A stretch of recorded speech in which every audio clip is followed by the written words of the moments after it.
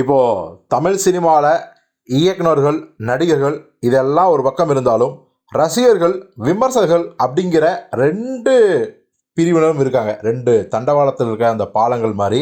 Actually பார்த்தீங்கன்னா, ரசிகர்களோட பரவாயில்ல. Social மீடியாவில் கழுவி ஊற்றிட்டு விட்டுருவாங்க, திட்டி விட்டுருவாங்க. ஆனால் இந்த விமர்சகர்கள பேரில் பார்த்தீங்கன்னா, முடிஞ்ச அளவுக்கு ட்ரோல் பண்ணுறது, அந்த படத்தையும் படைப்பாளியையும் முடிஞ்ச அளவுக்கு வேதனைப்படுத்துறது, வதைக்கிறது தொடர்ந்து நடந்து தான் இருக்குது. அதே மாதிரி நான் சொன்ன மாதிரி ரசிகர்கள் பேரில் இருக்கிற ஹேட்டர்ஸு அவங்க சோசியல் மீடியா முழுக்க முழுக்க இதே வேலையை தான் செய்கிறாங்க. குறிப்பாக தன்னுடைய ஹீரோவோ இல்லை இயக்குனருக்கோ எதிரியான ஹீரோ இயக்குனர்கள் படங்கள் வந்துச்சுன்னா அந்த படத்தை கண்டம் பண்ணுறது தான் முதல் வேலையாக இருக்காங்க. இன்னும் குறிப்பாக சொல்லணுன்னா, இவங்க அதுக்கு முன்னாடி ஒரு பேட்டி கொடுத்துருந்தாங்கன்னு வச்சிங்களேன். ஒரு படம் ரிலீஸ் ஆகுது, அந்த படம் ரிலீஸுக்கு முன்னாடி படம் செமையாக வந்திருக்குங்க, நல்லா வந்திருக்குங்க அப்படின்னு சொன்னால், படம் ரிலீஸ் ஆகி சரியாக போகணும்னா உடனே அதை கட் பண்ணி போட்டு அந்த இயக்குனர் கழுவி ஊற்றுறது. உதாரணத்துக்கு சொல்லணும்னா, அஞ்சான் படத்துக்கு முன்னாடி லிங்குசாமி அவர்கள் ரொம்ப ரொம்ப கான்ஃபிடண்ட்டாக ஒரு விஷயம் சொல்லியிருந்தார்.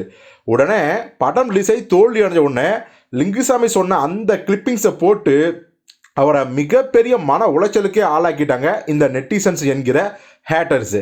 இப்போது ஜிவிஎம் அவர்கள் பார்த்தீங்கன்னா அதை மென்ஷன் பண்ணி ஒரு விஷயத்தை சொல்லியிருக்காரு. என்ன சொல்கிறாருன்னா, இப்போ துருவ நட்சத்திரம் படத்தை பற்றி பேசிகிட்டு இருந்தார் நம்ம கோபிநாத் கூட.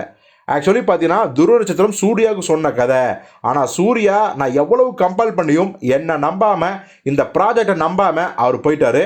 ஆனால் இப்போவும் பார்த்தீங்கன்னா, நான் அந்த துருவ நட்சத்திரம் படத்து மேலே செம்ம கான்ஃபிடண்ட்டாக இருக்கேன். போன வாரம் ஷூட் பண்ண மாதிரி அவ்வளோ ஃப்ரெஷ்ஷாக இருக்குது. இப்போவும் சொல்கிறேன், இந்த படத்தோட ப்ரொடியூசர் நான். படம் நிச்சயமாக ஷியூர் பிளாக் பஸ்டர் ஹிட் ஆகும், அவ்வளோ கான்ஃபிடென்ட் இருக்குது அப்படின்னு சொல்லினவர் உடனே என்ன சொல்கிறேன்னா, சப்போஸ் இதே துருவ நட்சத்திரம் ரிலீஸ் ஆகி படம் ஒர்க் ஆகாமல் போயிடுச்சுன்னா, படம் எதிர்பார்த்த அளவுக்கு இல்லை அப்படின்னா, இப்போ நான் சொன்ன இந்த பேட்டியோட கிளிப்பிங்ஸை எடுத்து போட்டு காட்டுவாங்க. அதை பற்றிலாம் எனக்கு கவலையே கிடையாதுங்க. இப்போவும் சொல்கிறேன், துருவ நட்சத்திரம் எனக்கு என்றைக்குமே ஸ்பெஷல் தான். படம் ரிலீஸ் ஆச்சுன்னா வேறு மாதிரி தரமான ஒரு படமாக இருக்குங்கிறதுல துளி கூட டவுட்டே வேணான்னு அடித்து பேசியிருக்காரு.